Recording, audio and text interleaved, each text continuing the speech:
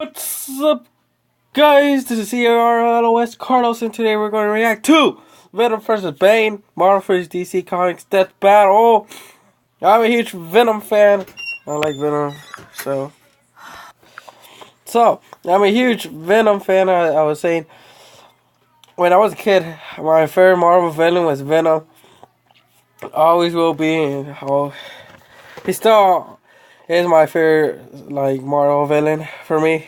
So that's why I'm gonna go for Venom. I'm going for Venom that he's gonna win this battle, because I think he's more powerful than Bane, but I like to make hypothesis, but I'm just going for Venom for this death battle.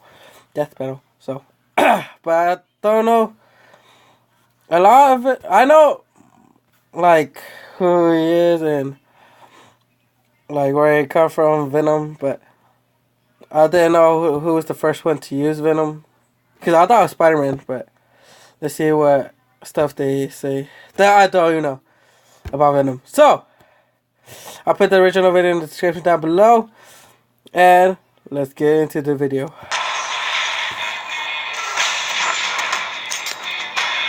Every champion of justice inspires others, whether they mean to or not. And sometimes that inspiration creates your worst nightmare. Venom, the ultimate antithesis to Spider-Man. And Bane, the burly genius who broke the bet. He's Wiz and I'm Boomstick.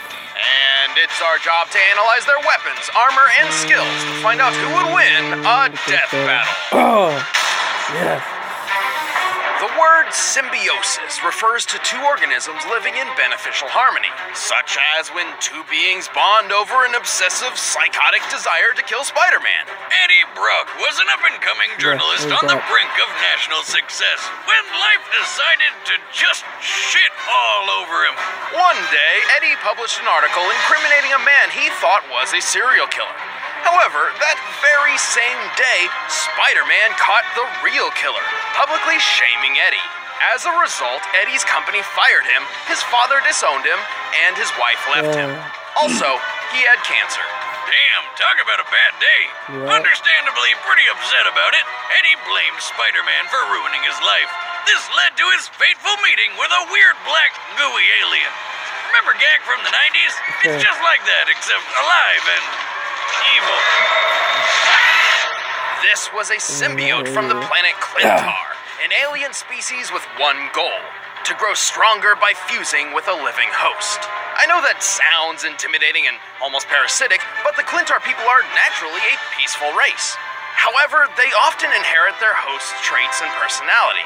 This symbiote in particular had previously bonded with a violent alien bent on genocide and a costume superhero everybody knows as Deadpool. That crazy lunatic?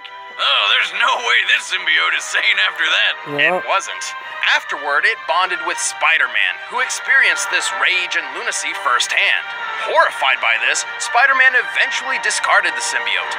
Unaware the alien had determined Spidey was its ideal host and became obsessed with him. Much like bar trash Cindy that sometimes you go home with but never really want to see her again. So what do you get when you combine an angry man and a black goo monster both hatefully obsessed with the same guy? Most just call him Venom. Did you know Eddie came up with the name Venom because he felt he was spewing venom from the tabloids he worked at? Seriously? I give that origin a 3 out of 10. Thank God the name's cool at least. And Venom's abilities are even cooler. He's insanely strong, ridiculously agile, and has a fast-paced healing factor. He can power through bullets with no problem at all. Plus, the symbiote carries some of the abilities of its previous owners, including Spidey. That means he can climb on walls and shoot webbing strong enough that Spidey himself can't break through. Technically speaking, Venom simply reproduces the webbing effects via one of his more useful powers, shape-shifting. This symbiote can act as a liquid, allowing it to increase Venom's size for intimidation or even mimic Eddie's everyday clothing for discretion. Yeah. Not to mention, Venom can morph into a wingsuit to glide through the air, isolate and purge toxins from its host's body, straight up turn invisible, or even just sprout spikes for simple stabbing weapons. With these abilities seemingly limited only by his twisted imagination, Venom has tangled with many of his world's heavy hitters. He's defeated Spider-Man without having a host, resisted Ghost Rider's penance stare, and shaken off the Hulk's infamous thunderclap. That's right, he's even taken blows from the likes of the Juggernaut and the Hulk. Even if Venom does get injured, the symbiote can rapidly heal its host. From broken bones, impalement through the chest, or even blasts from an anti-tank rocket. He's also so speedy that he can catch up to bullets in mid-flight. But if he doesn't feel like it, he'll just take the shot and spit it back with deadly force. He's strong enough to bust down metal doors with his fists, tear apart large military trucks, or throw cars several blocks away. I mean, part of that's gotta be Brock. Have you seen how much that dude can lift?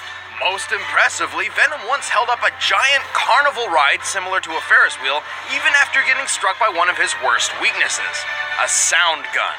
A sound gun? That's pretty lame. So, like, I could just beat him if I scream really loud? With enough sound or literal firepower, yes, you could force the symbiote to expose the vulnerable host underneath. Though I should note that repeated exposure has helped Venom build up some tolerance. Also, while the symbiote is highly versatile, Venom is not exactly a strategist. Unsurprising given his apparent insanity. I like being bad. It makes me happy. The symbiote also requires a diet containing the chemical phenethylamine. What? You like, buy that at the store? Or... No, it's found in certain fungi, chocolate, and brain matter, which the symbiote greatly hungers for. Oh great, now it eats brains! God, this guy is literally a living nightmare. Eddie, is that you? There's no more Eddie, and no more symbiote. Only Venom. In his personal mission to drive crime from Gotham City, Batman has faced dozens of foes, each more vile and cunning than the last. But none challenged his sheer willpower more than the monstrous man called Bane. Bane's life was screwed from the start. He was born into prison and made to carry out his dead dad's life sentence. Talk about carrying the sins of your father. I mean, who puts a baby in jail? Couldn't it just, like, crawl through the bars? Did they make a baby jail? So many questions. The child spent his dawning years in captivity, forced to fend for himself against a cruel and unforgiving world. Then one day, a fateful accident caused something to snap inside him. I'm guessing his neck. No, well, it should have. Instead, the boy slipped into a coma where he saw a vision of his future self. A man standing above all other men. Future self told him he would be second to none, so long as he could conquer the power of fear, which is apparently shaped like a bat. Would you look at that? What are the odds? When the child awoke, he began his journey to conquer that fear through the power of bloody murder. Hell yeah! That's also when the prison warden called him a bane to everything holy. And that's why he's named Bane. 2 out of 10. Anyway, it wasn't long before Bane caught wind of a certain bat ruling Gotham City by fear. But he got to work trying to become the ridiculously jacked guy he saw in his dream, so he could take down Batman once and for all. As he grew up, Bane entered an intense daily workout regimen, not just of his body, but his mind as well. He educated himself in 10 languages, escapology, combat tactics, and several martial arts, including a few he created himself. Bane pretty much became a legend across the prison, so to remind everybody who was in charge, the warden decided to make an example of him. See, this place wasn't just a prison. The army of Santa Prisca was conducting tests on human subjects with an experimental formula called venom. Because super soldier formulas are all the rage. The procedure had killed every previous test subject, but Bane proved hardier than expected. And after he had a taste, Bane wanted venom for himself. So he faked his own death, punched a few sharks to death, and liberated the whole prison single-handed. The inmates joined his cause, and he took his new super soldier serum to Gotham City. Using a special apparatus on his wrist, Bane can administer a dosage of venom directly into his brain at will. Doing so dramatically increases his muscle mass, turning him into one of Gotham City's most ferocious physical threats.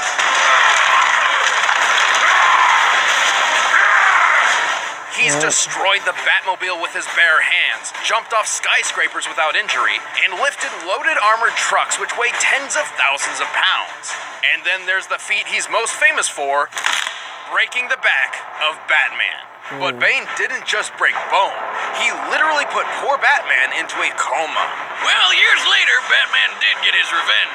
After swapping powers with Superman, he paid Bane a visit and broke his everything. And somehow this didn't kill him. He's one tough son of a bitch, and if he needs it, Bane can crank up his flow of venom for more strength and faster healing. But when he first tried this, it came at a cost. Turns out, an overdose of venom can temporarily deteriorate one's mind, turning Bane into a mindless, muscle-bound beast. And it's also surprisingly addictive, so eventually Bane swore off the stuff for some time. But this only let Bane prove that he is just as dangerous even without the performance-enhancing drug. He's been pelted by dozens of bricks at once and taken countless stabbings and bullets without even reacting. He once cauterized his own wound with a blowtorch and even got thrown hundreds of yards by Elasti-Woman and got right back up, ready to fight. Still off the juice, Bane is strong enough to tear down a stone prison wall, casually rip off an armored guy's limbs, and take out dozens of members of the League of Assassins, solo. But if he really needs to, he can always fall off the wagon and get back on the venom. Bane's absurd power is matched only by his intelligent mind. He possesses a photographic memory, rivals Ra's al Ghul in chess, and deduced the identity of Batman in 1 year when nobody else could figure it out. Yeah, Bane's pretty ridiculous, but it's no secret that he's at his best when he's got that venom juice pumping through his veins. Luckily for him, he eventually developed a form of venom that didn't turn his brain into mush, and he then soon got addicted to that stuff all over again. Still, Bane has proven over and over again that with or without venom, anyone who crosses him will beg for mercy and receive none. When we fought before, I broke the bat. Today, I break the man. All right, the combatants are set. Let's end this debate once and for all. Strength talk has reminded me I gotta bulk up, and the best way to do it is with a delicious home-cooked meal.